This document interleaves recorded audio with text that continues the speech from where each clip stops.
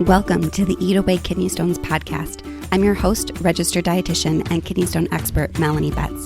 After learning a ton about kidney stones and helping people prevent stones at the University of Chicago, I was fed up with all the terrible advice people were finding online. So I decided to do something about it. The Kidney Dietitian was born. This podcast is for people who want to learn what actually works to prevent kidney stones and still enjoy life, eating, and their favorite foods. Let's dive in.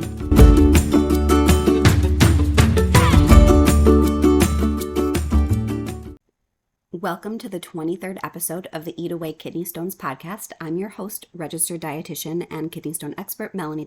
And today we have a very special guest on the podcast, Amanda Hayes. She is a fellow renal dietitian that specializes in helping people with kidney disease. And she has a wonderful approach in her practice of intuitive eating and health at every size, which is an approach that I love myself and try to instill into my content for all of you out there. Before we jump into our interview with Amanda, I just wanted to remind everyone that I'm hosting a free masterclass next year, 2024, on January 18th. The masterclass is called Help, I Have a Kidney Stone, Now What? I'm really excited for this class to kind of help everyone who is maybe just discovering me or maybe just found out they have a stone, or even if you've been here for a while, to kind of share my best tips for how to go about getting a quality, personalized kidney stone prevention plan for you.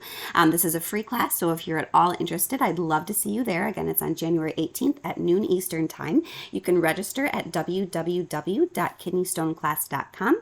Again, that's on January 18th, and I am really excited to see likely hundreds of you there. So definitely register. It will be a fun afternoon. And with that, let's dive into our interview with Amanda. Thank you, Amanda, so much for joining me on the Eat Away Kidney Stones podcast. I am so excited to have you here today. Thanks for having me. This is exciting. It's fun to get to talk with you. Yes, it was such a pleasure meeting you at the National Kidney Foundation meeting almost a year ago. We were talking before we started recording. It's crazy how time flies. And I was so excited to meet another dietitian who had a sort of intuitive eating approach to her practice, because I feel like sometimes it's hard to find those. And so I was just itching to have you on the podcast. So I'm really excited for our talk today. Yeah, cool. I know it's great to meet somebody. Sometimes we feel like medical nutrition therapy and intuitive eating can be like exclusive, and it's cool to know they can kind of marry together. Yeah, absolutely. So before we dive into all the nitty gritty and talk about what intuitive eating is, because I'm sure my listeners, many probably have never even heard that term before, but before we go into all of that, just take a couple seconds and introduce yourself. Who are you? What do you do? Let people know all about you. Yeah. Well, I'm Amanda Hayes. I'm a registered dietitian. I own a private practice called Relish Nutrition Therapy, and I kind of have a dual focus of working with people with chronic kidney disease and kidney related issues, and also doing intuitive eating, chronic dieting, disordered eating working with people in both of those. And surprisingly, they overlap quite a bit. I've been a dietitian for about 15 years now. And and I've worked in all kinds of different areas of, hospitals, dialysis centers, outpatient. And so I've seen quite a few people in my time. Yeah. 15 years is a lot of patients. Yeah. Yeah. It is such an interesting combination, especially because there's certainly many intuitive eating dietitians out there. But I don't think I've ever met a dietitian who kind of has both a kidney focus as well as an intuitive eating focus.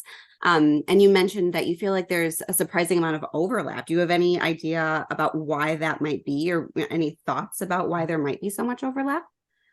Yeah, I mean, I think honestly, our culture at this point, the diet practices that we've kind of served as mainstream, and that people have now just believed like there's a right way to eat, there's a right way to diet.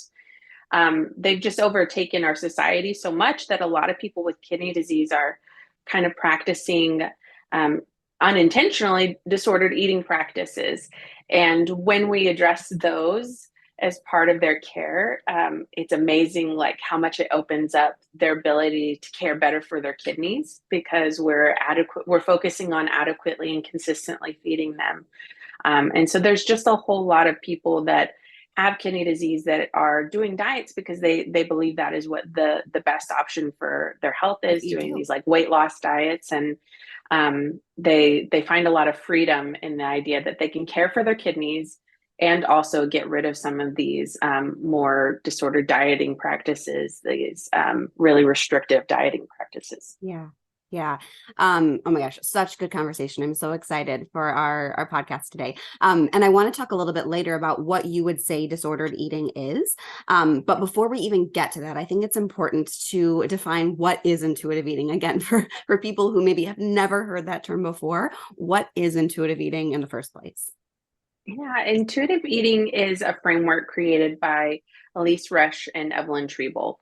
It is a structured framework, and really, like, the definition boils down to eating in a way that with attunement to our body. So what our body wants, the food that the body desires, the food that the body feels good with, and feeling hunger and fullness, appreciating sensory satisfaction of food, and just eating in a way that serves that. So it's all internally focused. It's all, how does the body respond to this? What food does the body want? Versus I'm following an external set of rules, a diet prescription that I eat this way in order to be this size, or I eat this way because this is how many calories somebody's told me. I eat this way because this is how many grams of protein somebody's told me. And I don't pay attention to how that feels in my body. So intuitive eating is doing that, is kind of just eating with attunement to all of those internal signals of the body. Yeah. Yeah. I love it so much. Kind of listening to all aspects of what your body is trying to tell you is what I'm hearing. Exactly. Yeah. And it's also, a basic tenet of intuitive eating is that it is weight neutral, which just means that intuitive eating is not it's not a diet. It's not meant for weight loss. Some people will practice intuitive eating and their weight will stay the same. Some people will practice intuitive eating and their weight will decrease. Some people will practice intuitive eating and their weight might increase a little. And so it's important to know that that's a basic tenet. And if we're trying to use intuitive eating as a tool for weight, then we're kind of missing the mark on the whole point of it. Yeah. It's unfortunate that I think one good thing is that I think that intuitive eating is becoming a little bit more mainstream, and like maybe more people have heard the term. However, that also means that people are trying to co-opt the term.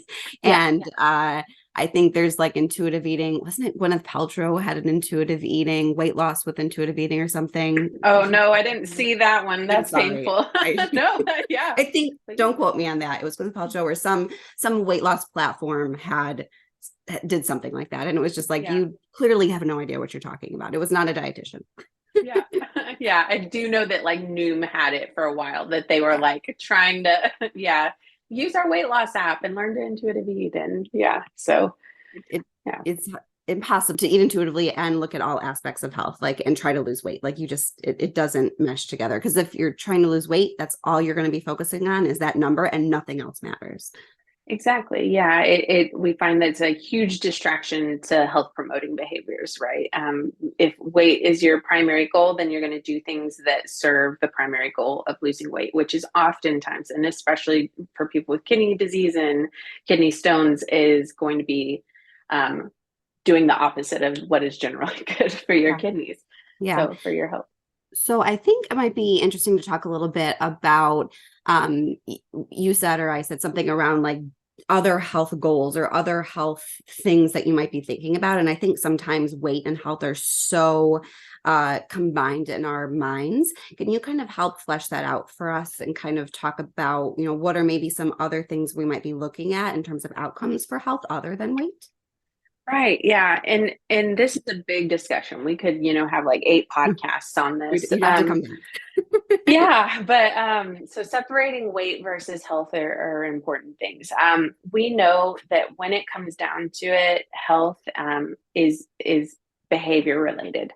We know that there are health promoting behaviors, things like improving physical activity, eating a lot of plants, fruits, vegetables, things like that, sleeping adequate, having adequate social support environment. Those are all like behaviors, and that is different than weight.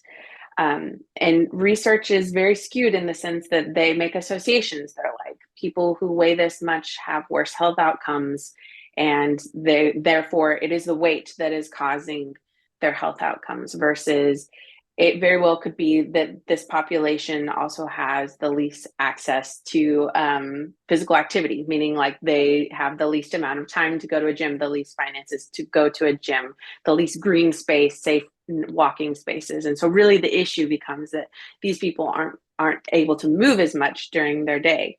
And that's really what comes down. That's really where the health outcome lies. It's not the weight. And so we can target, and especially as dietitians, I encourage us to target behaviors, target things. We can work with people on improving nutrition density of their diet through fruits and vegetables, plants, nuts, seeds, beans, legumes, all that stuff.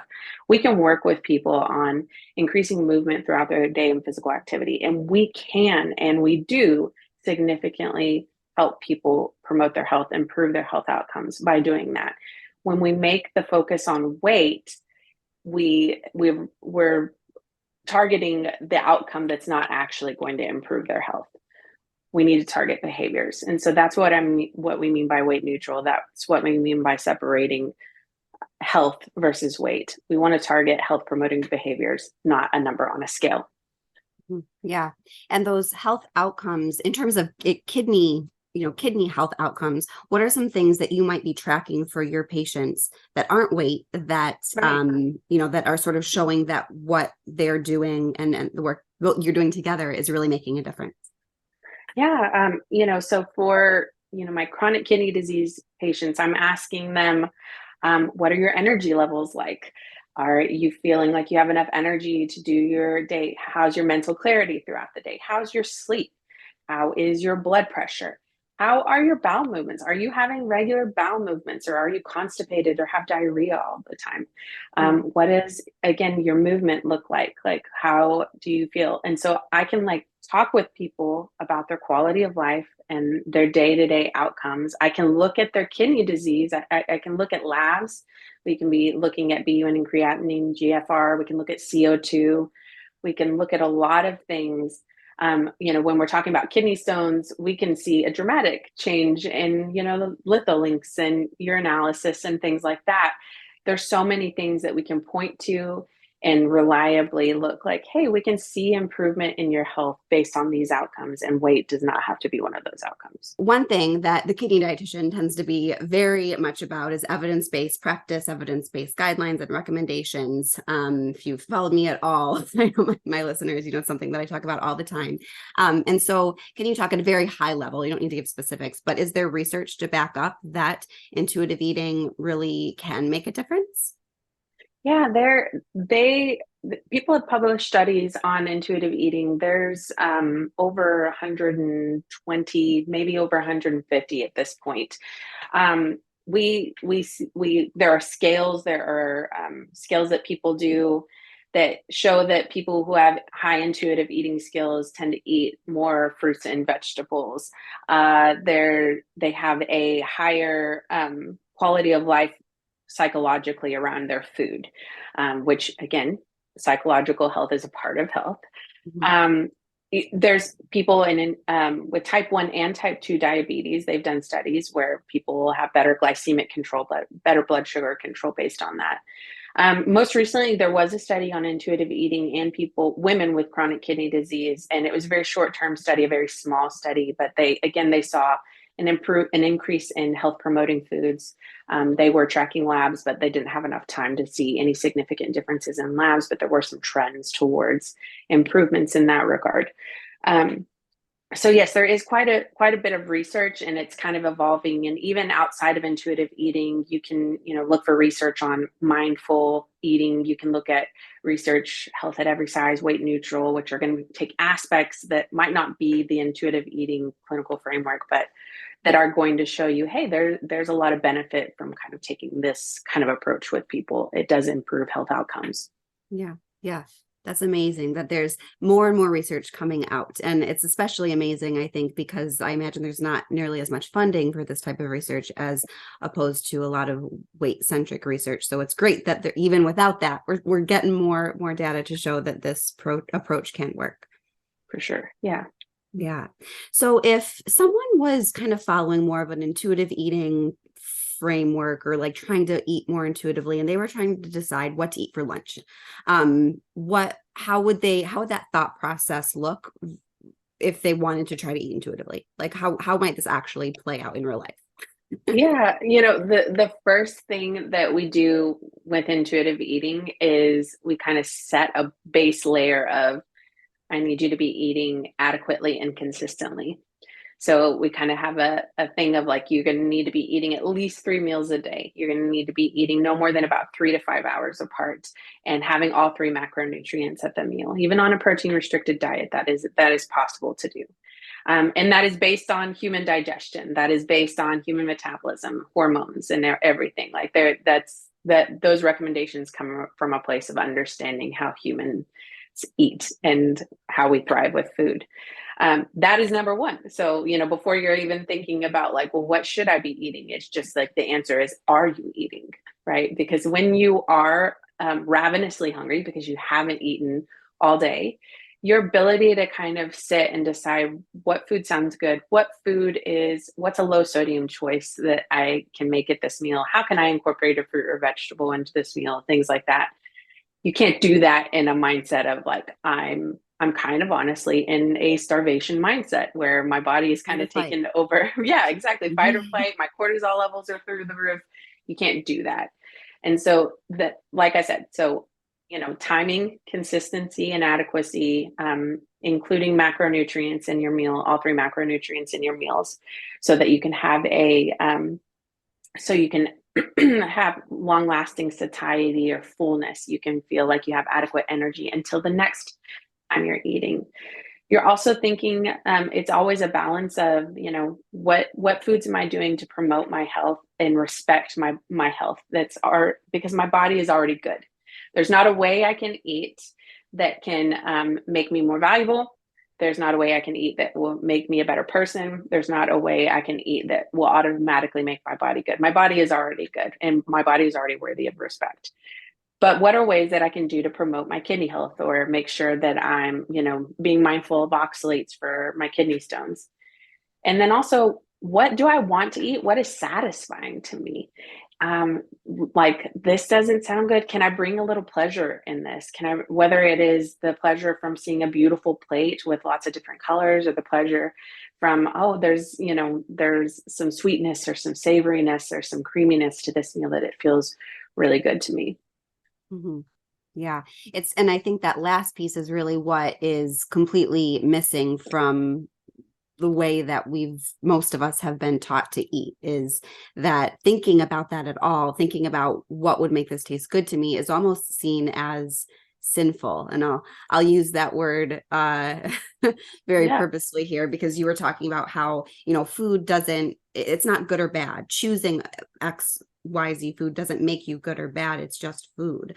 But we're sort of we're taught to think that certain foods are sinful or bad just because they taste good, and that's obviously not the case. Food is not sinful. Killing someone is a sin. Eating something is not. Exactly. Food is neutral. And I try to talk with my people that, like, our food, there are lots of different values of food. There is nutrition value of food. There is taste and pleasure value of food. There is economic value of food, which is a part of this discussion, right? Like, it's important for us to realize that some food costs more than others. There's like a social and cultural value of food, right? All of those things. So we have, the nutrition, social, cultural, pleasure, economic value of food. It's important that we think about all of those. As dietitians, nutrition is important to us. We're not trying to say that eating an apple and eating a piece of apple pie are the same nutritionally. We're not trying to say that. What we're saying is that this apple, yes, provides me fiber. It's alkali. It's all these beautiful things for my kidneys. Well, this piece of apple pie tastes better. I mean, there's something to that. I can think of my grandmother and making food with my grandmother. There's like a cultural and social value to that. There are more calories in that, which is not necessarily a bad thing because there's plenty of people Energy. in this world that are not getting enough energy. And so the energy of that, but they're morally neutral. They can have different value in each of those aspects, but they're morally neutral. They're just one of many choices that we have. And so if we can kind of think of it that way, knowing that, yes, an apple is going to be higher in fiber than a piece of apple pie, sure, but the apple pie has a higher pleasure value. And that's an important part of being a healthy human, is being able to look at all of these things, all these values of food. Yeah, I love thinking about all those different values of food. I never thought about it like that. And I imagine also you might do a lot of work with clients working on how each of those, four whatever values that you mentioned, none of them is better than the other or more important than the other. They're all equally important in our total health when you look at health as mental and physical. Yeah. Exactly. Yeah. I think there's, we've treated health as a very like binary thing of like there's mental health and then there's physical health. And I think the more we realize, the more we say that research, our mental health, our physical health, it's all one body. It is one body. And our whole body health depends on having healthy social relationships, healthy, being able to find pleasure and enjoyment in life, being able to afford the things like that. That's a big part of our health. And yeah, and nutrition is a big part of that too, but it is one of many things that impact our whole body health. Mm-hmm. Yeah. So I feel like a common criticism, and maybe people are listening to this and thinking the same thing. I'm thinking like, oh my gosh, like this dietitian just said I could eat apple pie. Like if I allow myself, quote, to eat apple pie, I'm just gonna eat 8 apple pies and that's all I'm gonna eat. Because that's always what sounds good to me, right? An apple never sounds better to me. So what might you say to that? Yeah, I mean, there's kind of a couple of things I probably would want to unpack with that. One, even just on the most simple level, like if all you had to eat was apple pie for a week, I guarantee you within a week, you'd be like, oh my gosh, I want some An carrots, or apple. I want chicken, or I want, something like. So there is just this idea that when we just the basic act of creating scarcity around a food and like making it a forbidden fruit, it drives part of the desire for food. Sure, apple pie tastes good, but it's not all you would want to eat if you had unconditional access to it. What we find over and over again in my practice, and I can see this like again over in all these patients I've seen over the years, but also in the research on intuitive eating, is that when we do give, we make foods neutral, we give unconditional access to foods, that people tend to actually increase their intake of things like fruits and vegetables and stuff. Because when everything is neutral, people can have something, enjoy something, and yet they're also paying respect to like, well, what is going to feel good in my body? I don't feel good when I only eat apple pie, or when I only eat fast food. I don't feel as good. I don't, as a person with kidney disease or a person that gets kidney stones, I don't feel as good. I feel like I get more swelling. My blood pressure runs higher.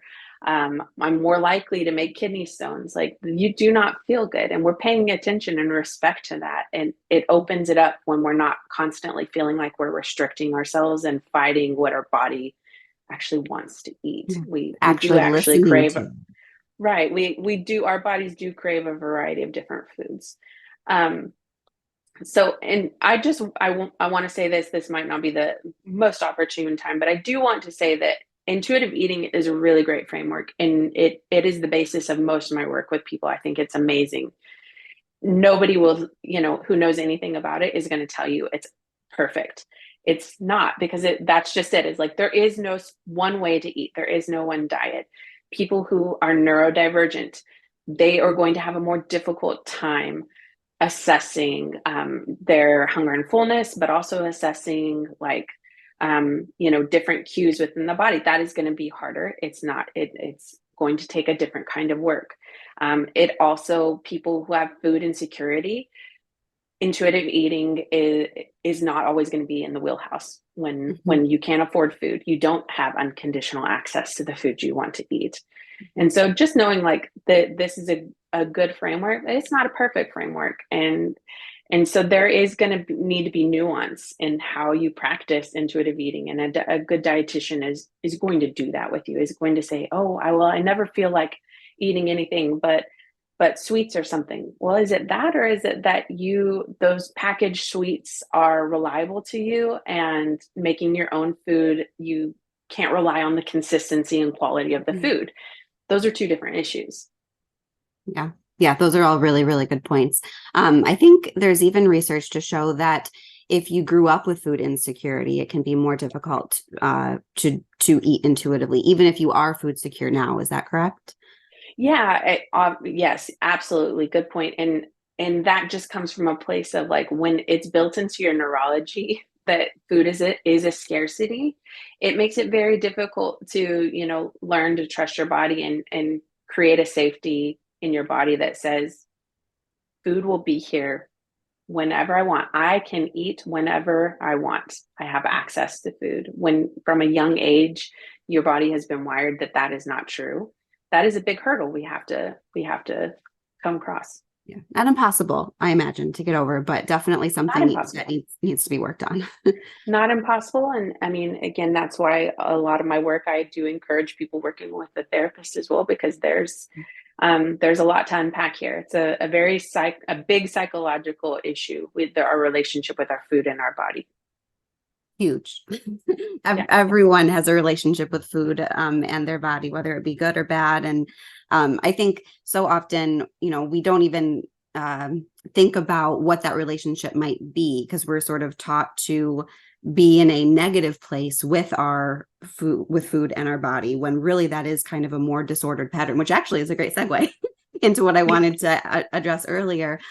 What is disordered eating? I think, we think disordered eating, we think anorexia or bulimia, and we think of people who weigh 70 pounds and are very tiny and are throwing up after every meal, so that I think we would all agree is disordered eating, but I believe it's a bit more nuanced than that.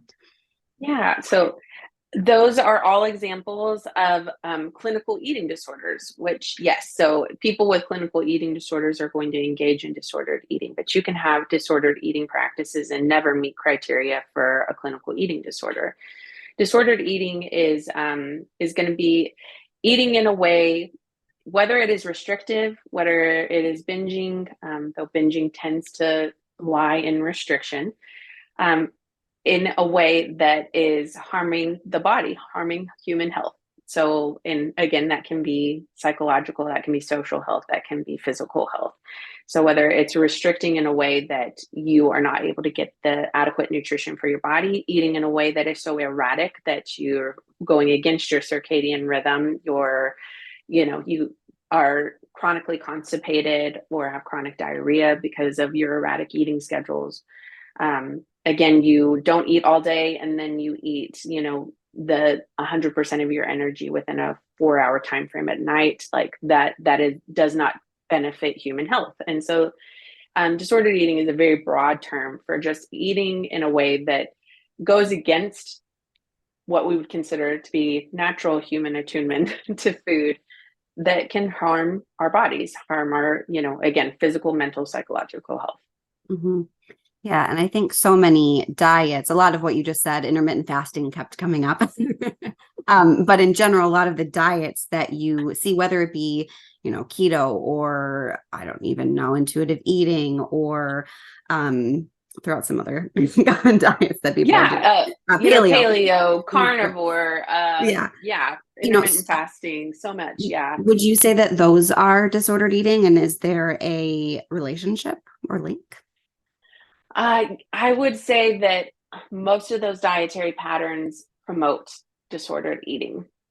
And again, like you said, nuance is the name of the game, right? There are people who can practice these dietary patterns and not be engaging in disordered eating, that they can have a healthy relationship. But I'd say it's a hotbed of disordered eating. And one of the questions I ask, again, how do we smell a diet, is one of the ways is like, is the real reason you're doing it for weight loss. And so a question I ask, because even people who, because January is coming up, and so people are like, I'm going to do a Whole30. I like to do a Whole30 in January.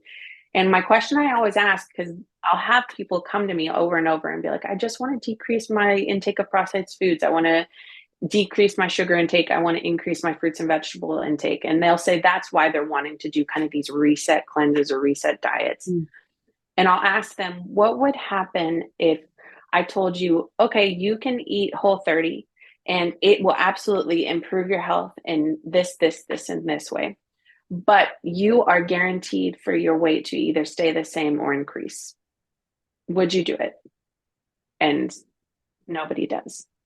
Because in the end, those diets are a politically correct way to shrink your body. The intention is to shrink your body. And if you can't get that outcome, you don't do it. And that's one of the reasons that primary is a bad idea for health, because you wouldn't do these things that very well might improve your health if you can't have that guaranteed weight loss alongside of it. So I think that might be a good segue into a question that I wanted to make sure to ask you. And I think we kind of touched on this earlier, was, you're saying that you should be listening to your body, but, people who are working with you or any dietitian is telling them to eat 2,300 milligrams of sodium or eating X grams of protein. So, that feels a little bit, contradictory. So how do you go about giving those guidelines for kidney health, but also promoting those intuitive eating practices? Yeah, that is a very good question. And it's a valid question, because again, there's a lot of nuance involved here.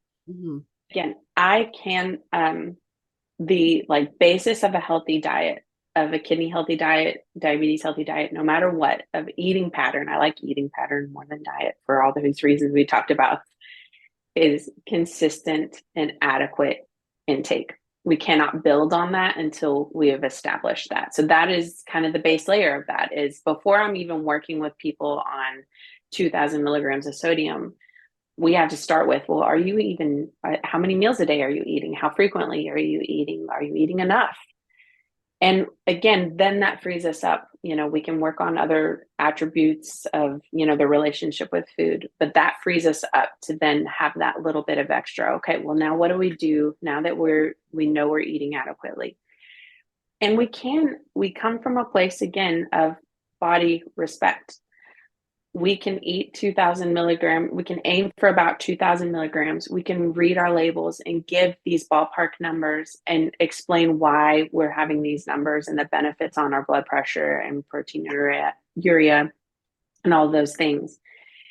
But the motivation, I just always remind people, is this is coming out of a place of your body is already good.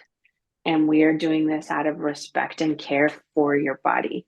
You are not a bad person because you're eating too much sodium. And all of a sudden, eating less sodium does not make you a good person. And so kind of always coming from that, and then seeing how they feel. Again, tying that, saying, okay, here's a number. We're going to go with this number for a little bit. And then following up, hey, you've been trying to read your labels and stay under this amount.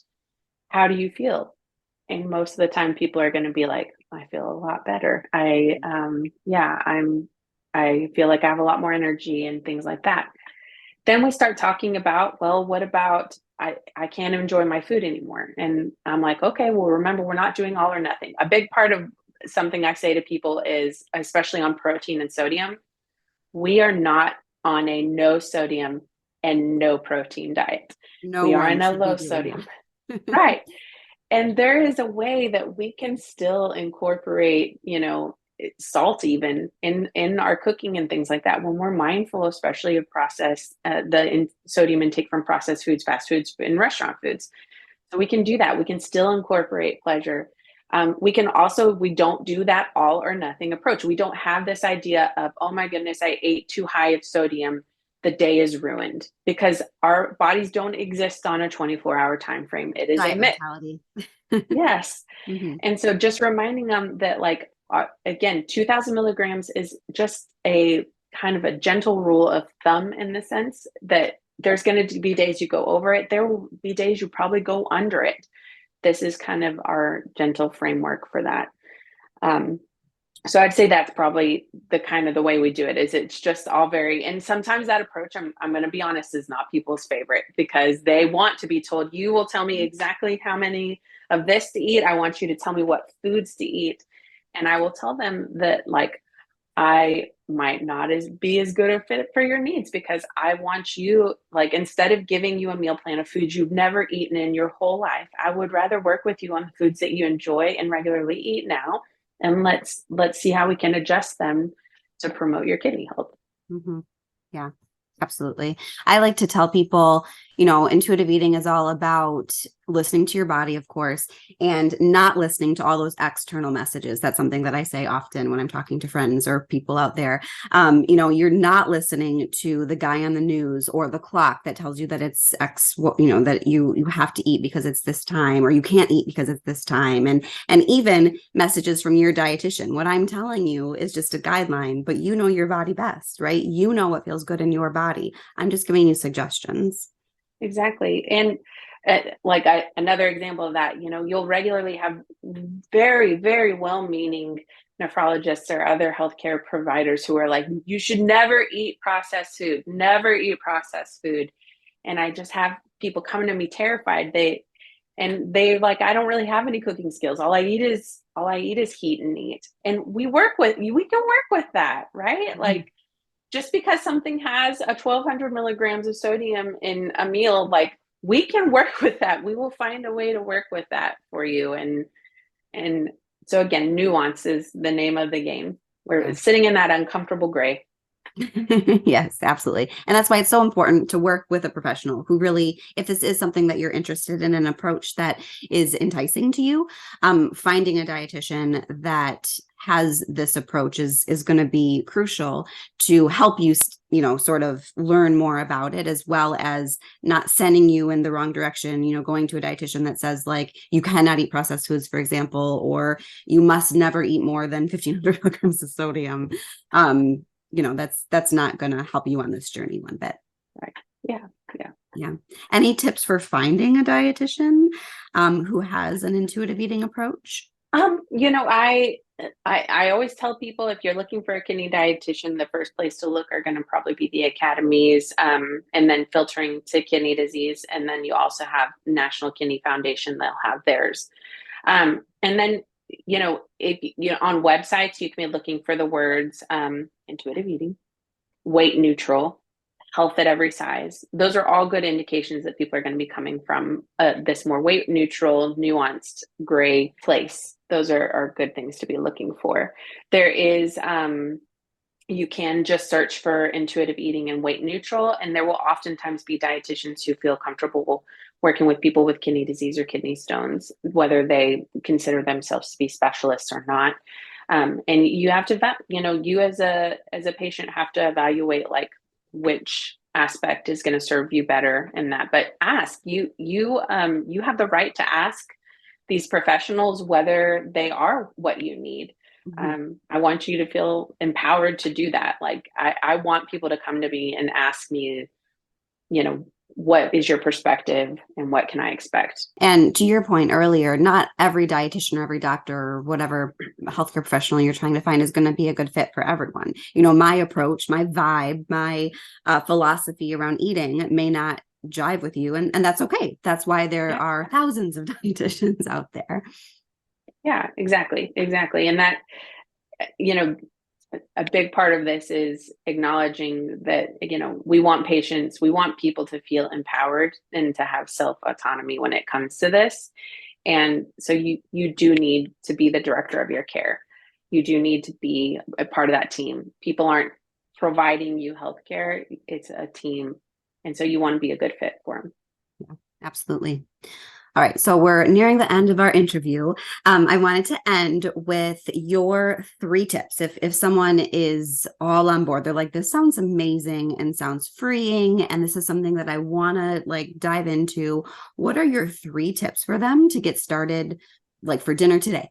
Or whatever, you know what I mean? Mm-hmm. But what are your 3 tips to get started with intuitive eating? I would say, again, number 1, following that very gentle rule of, I'm eating at least 3 meals a day. no more than 3 to 5 hours apart. And I'm trying to incorporate all three macronutrients in my main meals. I think that's a great start. I think that alone can solve so many perceived issues people have with their eating. And so that's number one is, are you doing that? Number two is, if you're curious, the book Intuitive Eating by Treble and Risch is a really easy, good read. It's a good place. So like that's definitely my next second tip. And then my third tip is, if you have a craving for a food, instead of restricting it, I want you to bring it right along with your meals and snacks. But your meals and snacks need to have those three macronutrients. They need to be well-rounded. And then I want you to eat them and with like paying attention to it, slowing down and eating it. That's the way to kind of start having a healthy relationship with these foods that you consider to be problematic or in the past have demonized or limited or made them scarce, is by trying to bring them alongside these meals that are promoting your health and everything. Yeah. Great tips.